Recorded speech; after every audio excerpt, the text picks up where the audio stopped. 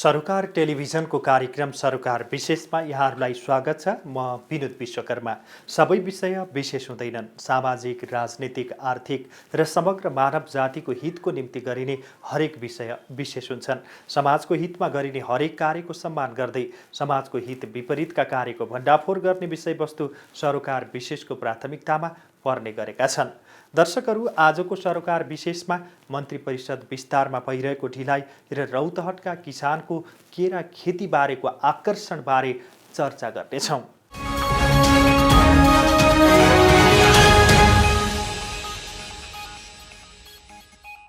विभिन्न राजनीतिक दलहरूको विवादका कारण मन्त्री परिषद विस्तारमा ढिलाइ भइरहेको छ। अझै राजनीतिक दलहरूले मन्त्री परिषदले पूर्णता पाउन समय लाग्ने बताइरहेका छन्। सत्ता गठबन्धनमा रहेका राजनीतिक दलहरूले यस्तो भनिरहँदा अझै मन्त्री परिषदले पूर्णता नपाउने देखिन्छ। यसले गर्दा सरकारले गर्नुपर्ने कामहरू समेत राम्रोसँग सम्पादन गर्न सकेको छैन।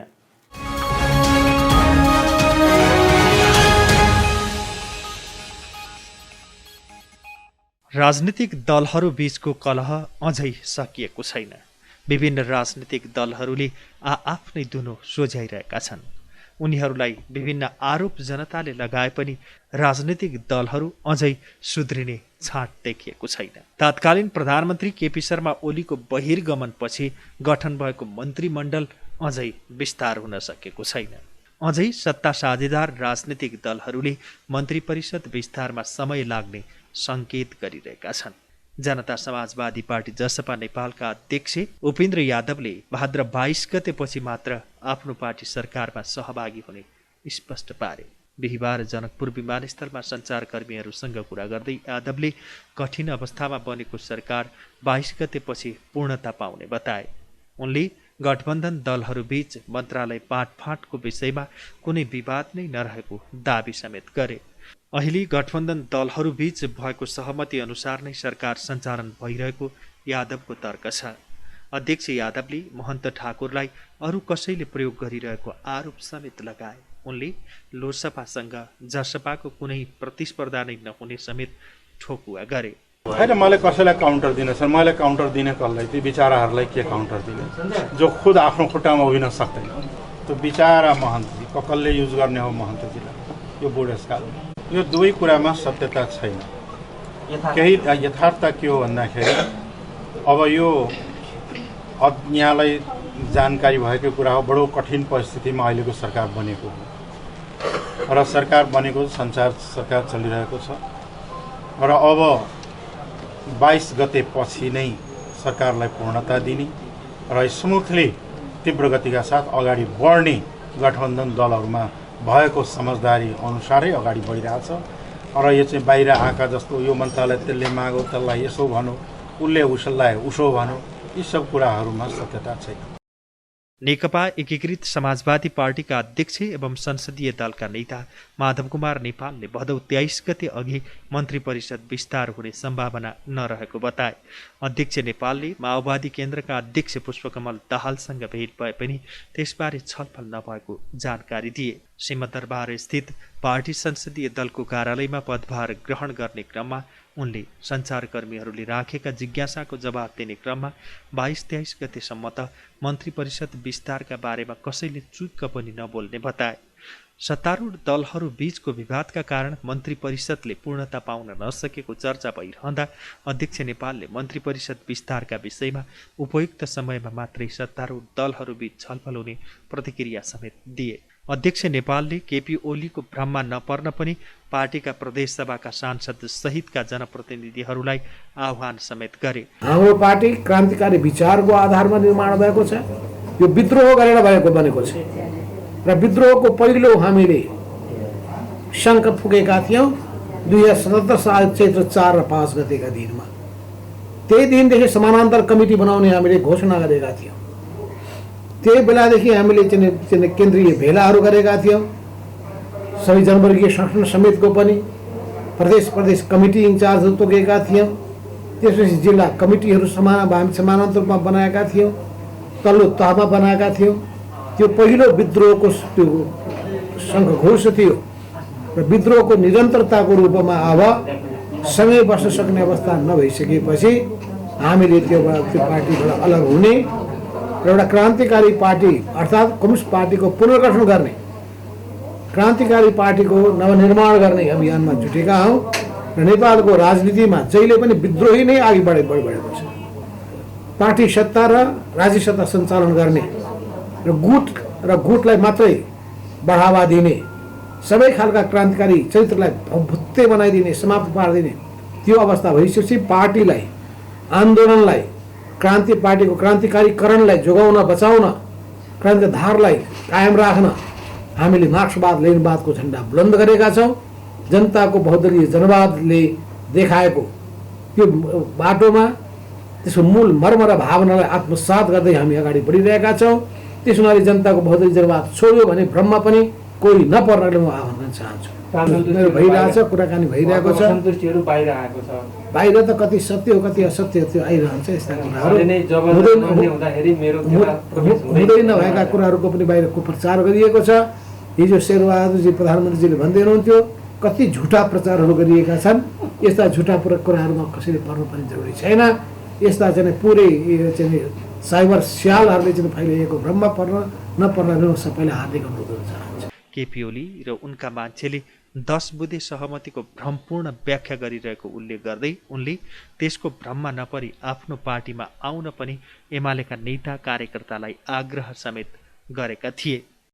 किसिमको प्रयत्न केपी ओली र उहाँका मान्छेले गरिरहेका छन्, भ्रम पैदा गर्ने कोसिस गरिरहेका छन्, झुटा प्रचार गरिरहेका छन्, अलमल्याउन खोजिरहेका छन्। त्यो कुनै पनि भ्रममा कसैले पर्नु जरुरी छैन, अलमलमा पर्नु भने जरुरी छैन। त्यो 10 बुँदेको भ्रममा पनि पर्नु जरुरी छैन।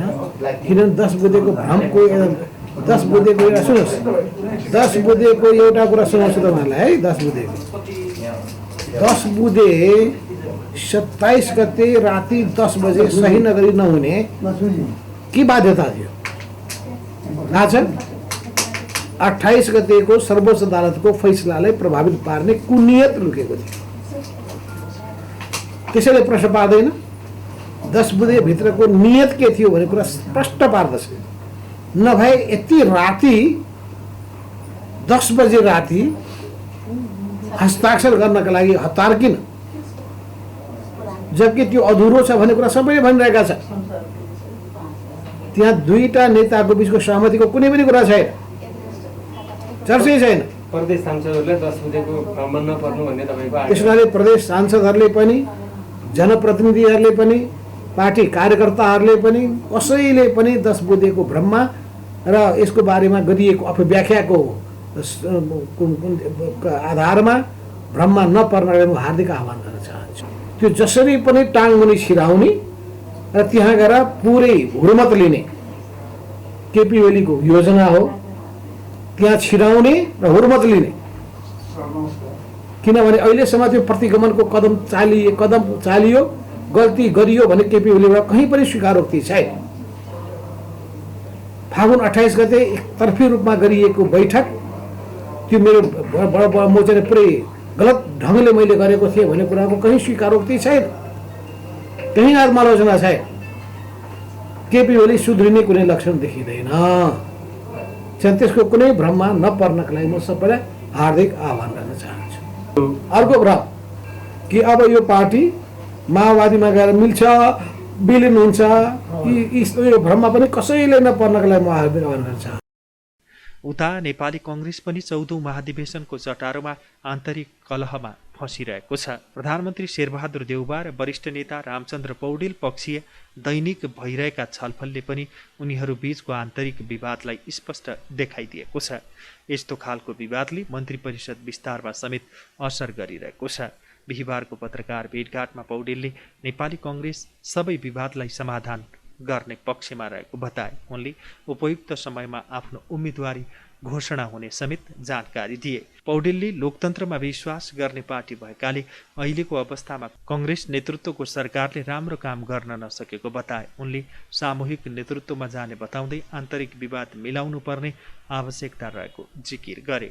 पार्टीलाई लोकतान्त्रिकरण गर्न चाहने, आन्तरिक लोकतन्त्रलाई मजबुत बनाउन चाहने हामीहरू जो पनि हामीहरू थियौँ, अब आउँदो यो महाधिवेशनमा हामीले अब यो चुनावमा चाहिँ नि अब सरिक हुँदै जाँदाखेरिमा कमसेकम विचार मिल्ने साथीहरूको बिचमा एकताको प्रयास हामी गर्दै आएका छौँ र हाम्रो सामूहिकतामा विश्वास गर्छौँ र यो संविधानले पनि त्यतै सङ्केत गरेको छ। हाम्रो पार्टीको विधानले पनि सामूहिक नेतृत्वतिर नै जोड दिइरहेको छ। त्यसकारण हामी यो सामूहिक नेतृत्वमा पनि विश्वास गर्ने भएको हुनाले र यो व्यक्तिवादी प्रवृत्तिबाट हामीले एउटा चाहिँ सामूहिकताको बाटोमा देशलाई र पार्टीलाई लान चाहने हामीहरू भएको हुनाले हामीहरूले चाहिँ उम्मेदवारी दिने कुरामा पनि आफैले चाहिँ उम्मेदवारी दिने कुरा भन्दा पनि सल्लाह गरेर हामीले आपसमा चाहिँ सहमति गरेर हामीले कसलाई कुन ठाउँमा राख्नुपर्ने हो, कसले के जिम्मेवारी लिँदा ठिक हुन्छ, कहाँनिर हाम्रो बिचमा चाहिँ यो आपसमा एकता कायम हुन्छ, सबै समेटिएर सबै सम्मिलित भएर कसरी हामी अगाडि बढ्न सक्छौँ र चुनौतीहरूको सामना गर्न सक्छौँ भनेर चाहिँ हामी छलफल गरिरहेका छौँ।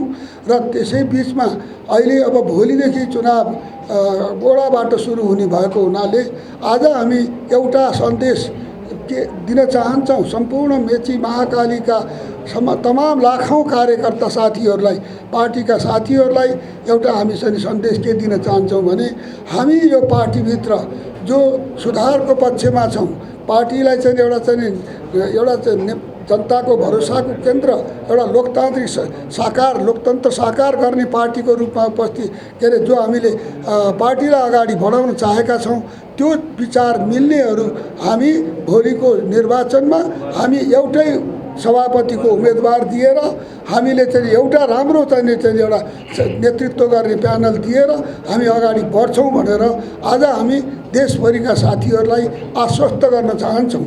र हामी आपसमा हामी चाहिँ कुनै हाम्रो बिचमा केही चाहिँ एउटा खटपट नगरिकन हामी चाहिँ आपसमा एकताबद्ध भएर पार्टी बचाउनको लागि, लोकतन्त्र बचाउनको लागि र यो मुलुकको अस्तित्वलाई जोगाउनको लागि हामीहरू चाहिँ एक भएर अगाडि बढ्छौँ र हामी यो अधिवेशन पुरै 14औं महाधिवेशनको अन्तिम अवस्थासम्म पनि हाम्रो एकता अटुट रहन्छ र हाम्रो एकतामा कुनै किसिमको चाहिँ आज आउने छैन भनेर पनि आज देशभरिका साथीहरूलाई आश्वस्त रहन हाम्रो सबै साथीहरूको तर्फबाट अहिले यो अपिल हामीहरू गरिरहेका छौँ। 5 वर्ष 6 महिनाको अवधिभित्र केवल ओडाबाट हामी चाहिँ चुनावको सुरुवात चाहिँ बल्ल बल्ल गर्न चाहिँ हामी गइरहेका छौँ।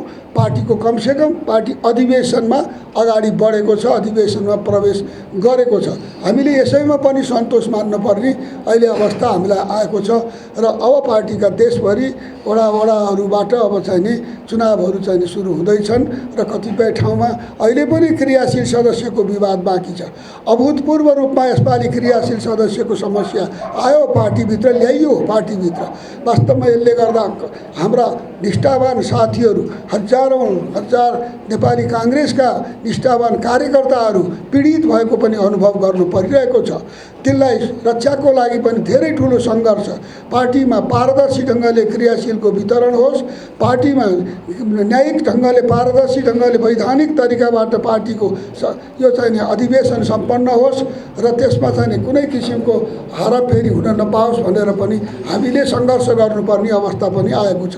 यो सबै परिप्रेक्ष्यमा नेपाली काङ्ग्रेसलाई एउटा नयाँ ढङ्गले जनताको भरोसाको केन्द्र बनाउन, नेपाली काङ्ग्रेसलाई राष्ट्रको विकासको लागि एउटा महत्त्वपूर्ण चाहिँ एउटा माध्यमको रूपमा अगाडि बढाउन र नेपाली काङ्ग्रेसलाई लोकतन्त्रको चाहिँ एउटा चाहिँ मिसाल, एउटा लोकतन्त्रको उदाहरणको रूपमा लोकतन्त्रको पाठशालाको रूपमा बनाउन यो पार्टीभित्र कतिपय कमी कमजोरीहरू जो छन् ती सबैलाई हटाएर पार्टीभित्रका कमी कमजोरीहरूलाई चाहिँ हटाएर पार्टीलाई चाहिँ एउटा चाहिँ अत्यन्त लोकतान्त्रिक पार्टी बनाउनको लागि र पार्टीलाई सम्पूर्ण नेपाली जनताको भरोसाको केन्द्र बनाउनको लागि हामीहरू पार्टीभित्रकै अब जो हामी वास्तवमा चाहिँ सुरुदेखि 13औं महाधिवेशनदेखि चाहिँ एउटा हामीले यो पार्टीलाई सुधारेर लैजाने कुरामा हामीले आफ्ना विचारहरू राख्दै आयौँ।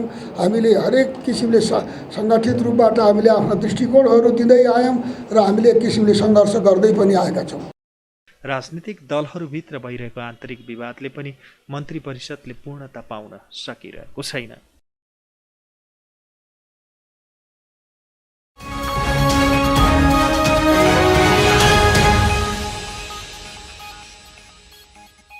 रौतहटका किसानहरू उखु खेती छोडेर केरा खेतीतर्फ आकर्षित भएका छन्।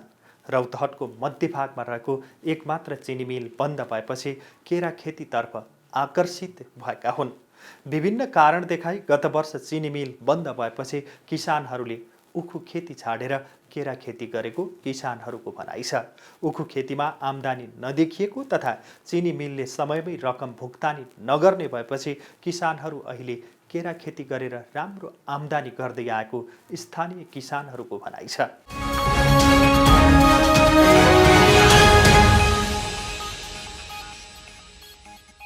मानिसहरूले बिरामी हुँदा केरा खाने गरिरहेका हुन्छन्। केराले मानिसको उच्च रक्तचापलाई सामान्य राख्छ र धमनीमा नोक्सान पुग्नबाट समेत बचाउँछ। केरामा पाइने म्याग्नेसियमले रक्त सञ्चारलाई सहज बनाउँछ। दुधमा केरा मिसाएर खाँदा अम्लस्राव रोक्छ र कब्जियत हटाउन मद्दत गर्छ। केरामा पाइने पेक्टिनले पाचन प्रक्रियालाई सामान्य पार्छ र ठुलो आन्द्रामा हुने क्यान्सरको खतरा नष्ट पार्छ। केराको गुदीमा बढी मात्रामा केरोस्टेनाइड्स पाइन्छ, जसले क्यान्सर, मुटु र मधुमेहबाट बचाउँछ।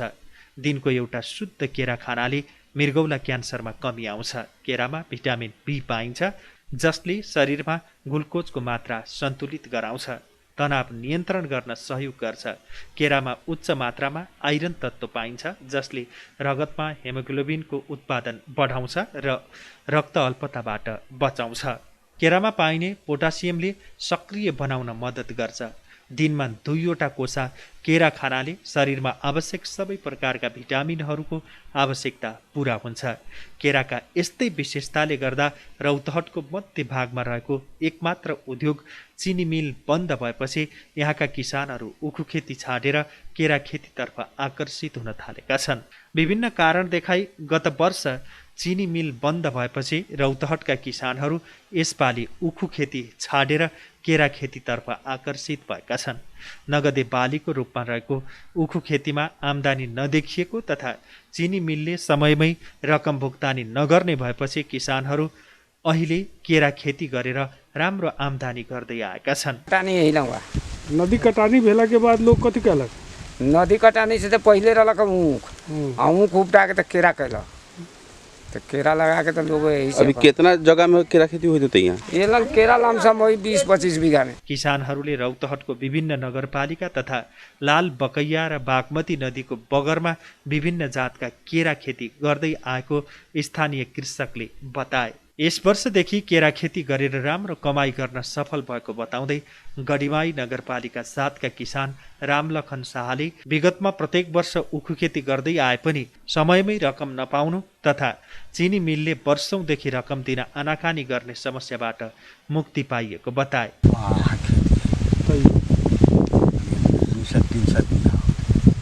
एक बीघा में कितना फायदा हो पूरा लाइन से? एक बीघा में धरो ना साल पर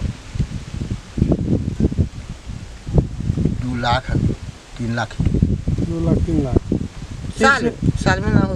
अच्छा, अपने पहले चीनी अथी ऊख रोपे तो लिया अपने कहना अनुसार, अब आके कहाँ लग केरा खेती कर लगली? अब एक बाल बच्चा खाएला जियावेला कथी कर। पहले ऊख खेती से कथी होई तो फायदा? ना रहे फायदा वो में ऊख खेती में। काहे न रही फायदा? अब को ना ले आई लिए मिल में ले आई लिए कहिया ढेवा ले ली तो कर्जा काट के खा के देखा सर बड़ी पर जो साल 2 साल ढेवा देते अब जे होई ले सो ओकरे कर्जा वाला के दे दी। यसै वर्ष रौतहटमा 907 हेक्टर जग्गामा केरा खेती भएको कृषि ज्ञान केन्द्र गौरका प्रमुख चन्द्रभूषण झाले बताए। जिल्लाको एकमात्र उद्योगको रूपमा रहेको श्रीराम सुगर मिल बन्द भएपछि किसानहरूको केरा खेतीतर्फ आकर्षण बढेको जानकारी दिँदै प्रमुख झाले करिब 1500 मेट्रिक टन केरा उत्पादन भएको बताए। केरा अब उखुमा उहाँहरूले चाहिँ लगाउँदाखेरि समयमा उसको पैसा नपाउने र त्यसमा चाहिँ किसानहरूलाई बढी पिडमार्का भएको हुनाले उहाँहरूले चाहिँ केरामा आकर्षित हुनुभएछ। त्यसमा 907 हेक्टेयरमा केराको क्षेत्रफल छ यहाँको जम्मा र त्यसमा चाहिँ 14,512 मेट्रिक टन उत्पादन रहेको छ केराको, र केरामा उहाँहरू चाहिँ धेरै आकर्षित भएर आम्दानी पनि दिइराख्नु। केरामा अब हामीले ब्लक कार्यक्रम पनि केरामा सञ्चालन गरेको हो, त्यसले गर्दा र अरू ठाउँमा पनि केराको जस्तै कठडिया नगरपालिकातिर पनि केराको राम्रो भएकोले आत्मनिर्भरै भएको छ कि जस्तो हामीलाई चाहिँ लागेको। त्यहाँ राम्रो छ, केरा उत्पादन भएको केराहरू यहाँबाट बाहिर पनि गइरहेको छ र यहाँ पनि राम्रो छ, हाम्रो यहाँ पनि खपत भइरहेको छ। उहाँहरूले त्यस्तो पिरमार्का चाहिँ भन्नुभएको छैन। जो केरा उत्पादन गर्ने किसानहरू हुनुहुन्छ उहाँहरूले चाहिँ केराको मार्केट छैन भन्ने कुरो हामीसँग आएको छैन अहिलेसम्म। रौतहटमा उत्पादित केरा सीमावर्ती भारतको विभिन्न स्थानका साथै नेपालको वीरगञ्ज, विराटनगर, काठमाडौँ, जनकपुर लगायतका स्थानमा जाने गरेकाले अहिले रौतहटका किसानहरू केरा खेतीतर्फ आत्मनिर्भर समेत बनेको दाबी गरे। डिप्रेसनको समस्या भएकाहरूले केरा खानु लाभदायक हुने भनाइरहेको छ। केराले युरिनरी क्याल्सियममा आउने कमीलाई पूरा गर्छ।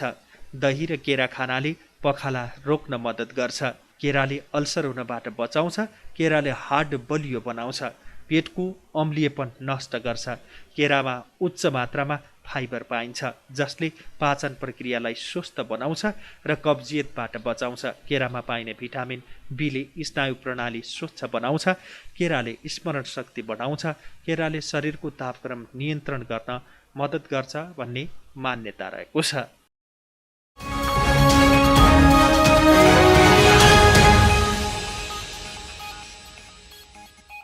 दर्शकहरू, आज हामीले कार्यक्रम सरोकार विशेषमा मन्त्री परिषद विस्तारमा भइरहेको ढिलाइ र रौतहटका किसानको केरा खेतीमा आकर्षण बारे तयार पारिएको सरोकार विशेष प्रस्तुत गर्यौं। कार्यक्रम सरोकार विशेषमा हामी समाजका तिता मिठा यथार्थहरूबारे जानकारी दिन उपस्थित हुनेछौँ। आजलाई कार्यक्रम सरोकार विशेष यति नै। सम्पूर्ण युनिटलाई बिदा दिनुस्। हेर्दै गर्नुहोला सरोकार टेलिभिजन। नमस्कार।